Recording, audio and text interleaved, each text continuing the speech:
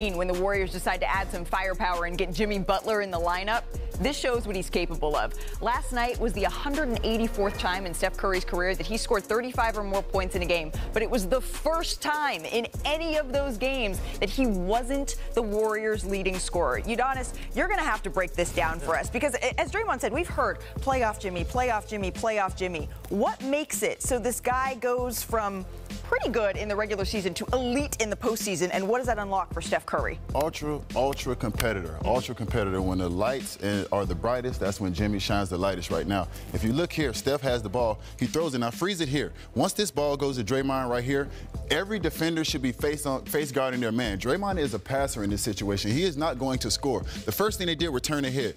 Jimmy is an underrated cutter. I think he doesn't get enough credit for the way he cuts to the basketball. He sees plays and he's ahead of those plays. Now you get back. We talk about Jimmy. I love that they freeze it here. They set Steph to set the pick and roll, so they know his man is not going to hedge off him. That means Jimmy's going to get 2 feet in the paint. This is when Jimmy feels the most comfortable, but Jimmy is a pass-first guy. He finds Draymond. This is the symbiotic relationship that they've had for years. Steph coming off that pitch. We've seen that over and over. Game time. You know what it is. Chef Curry does what he does best. These guys, I've never seen two guys that have not played together seem like they've played together forever. Right. They've literally just really built the relationship and fast-tracked it to see that they've like he's been there the whole time. So right. I love what they've been able to do offensively. They have a hell of a stretch against a good defensive team, but I think they can put some points on the board if these two guys can play at that level. And that's why Draymond Green is saying, okay, now welcome to the Warriors Invitational here. But you need a little bit of experience as a group, getting through it, going through the mud in order to get to the mountaintop. This team, they have played in pressure-packed moments since acquiring Jimmy Butler at the trade deadline. But Steve Kerr, he spoke about their upcoming first-round matchup against the Rockets last night. It starts on Sunday. Let's take a listen together. I tried to downplay it a little bit before the game, but we desperately needed to win this game and get 4 days.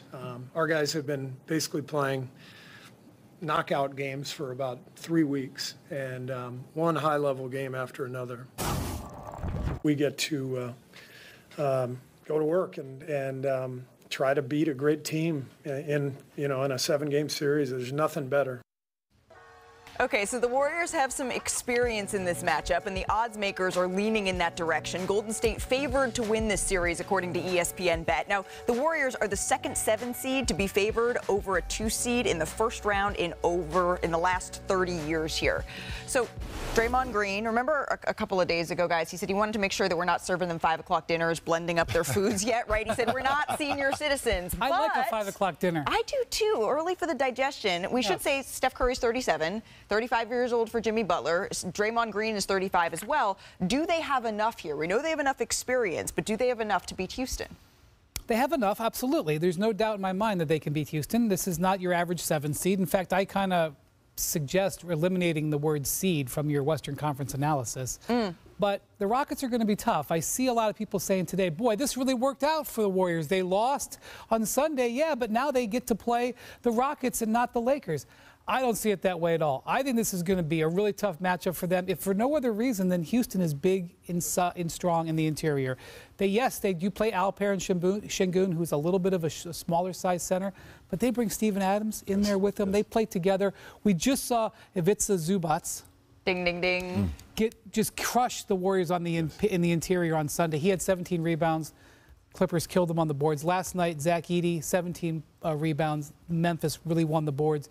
You know the Rockets on the interior are going to look to eat on the boards throughout that whole series. I agree with you 1,000%. And they're young, they're exciting, they're fresh. They got to be excited about this opportunity. And the points in the paint. You know, we know what Steph's going to do. We know what Jimmy's going to do. But you can't account for extra possessions on offensive rebounds. And that's something they're definitely going to make a point of doing in that game to get extra possessions. The single most important matchup, I think, in this series is Amen Thompson on Steph Curry. If Amen Thompson is giving Steph Curry problems the way that we saw earlier this season when Steph only had 3 points, the Warriors are going to be in a world of trouble. And yes, Jimmy Butler did play young blood that the Houston Rockets have here. Well, the Golden State Warriors have some too. They just haven't been using, say, a Jonathan Kuminga for the last 2 games, Shams. Do you think we could expect to see him in this series? They need him in this series because you think about the athletes that Houston has. This is why they drafted Jonathan Kuminga. This is why they put so much trust into him. But back-to-back games in this play-in tournament, Steve Kerr essentially tells Jonathan Kuminga, you are not in our rotation. You are not going to be playing.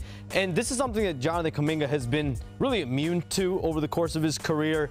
with Steve Kerr and the Warriors. His side is exhausted by a lot of it, disrespecting in a lot of ways as someone. You see his numbers in the games before his injury. He averaged 21 points per game. He's a supreme athlete, supreme talent, and now he's coming off a few months of an ankle injury, and they have completely wanted him to change the way he started the season. He started the year with the ball in his hand, scoring. Now the Warriors want Jonathan Kuminga playing in the dunker spot. They want him playing slashing, cutting, playing defensively. I think about a guy like Andre Iguodala. That's kind of the guy that they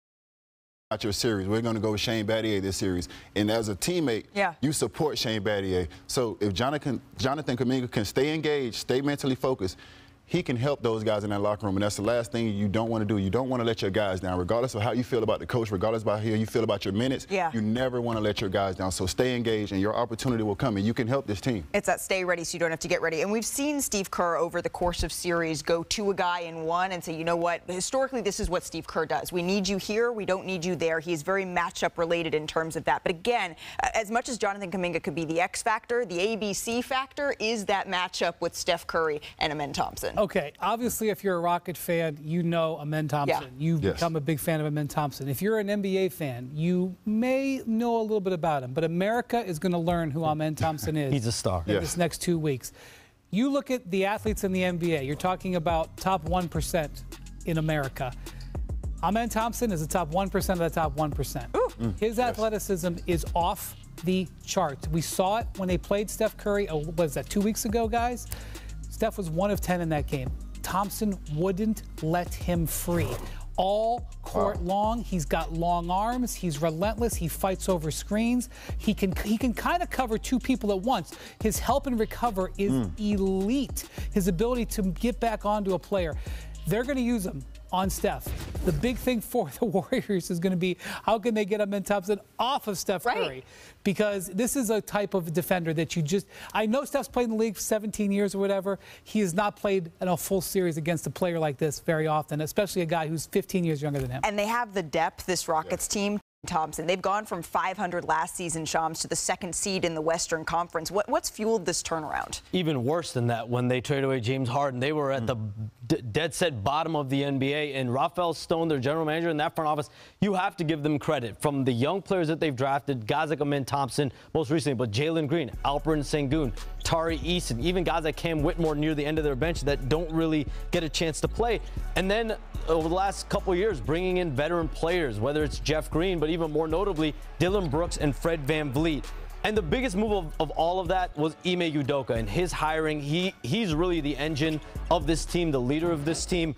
And this is a Houston team we need to keep an eye on in this playoff run. Because when you think about monitoring who does well early in the playoffs and who might struggle, and there is going to be a level of mutual interest. There has been already with them and Kevin Durant with the Suns. Seeing how they do. Listen, if they win a couple rounds, they might be good where they're at. If you lose early, you don't win or enough to where you want to. Could you look at a guy like Kevin Durant once again this offseason? Monitor them. I want to be very, very clear here in saying that this Houston Rockets team is good. They are a very, very good team, but you need health, you need luck, and some great players, Brian Windhorst, in order to win a championship. They may get past the Golden State Warriors.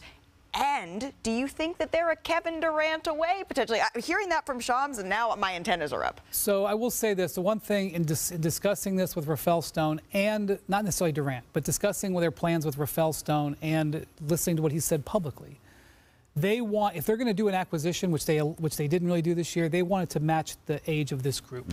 So I would not sit here and tell you that rule anything out. Let's see how they do in the playoffs. But I think because you know people are calling them. First off, Amen Thompson is untouchable.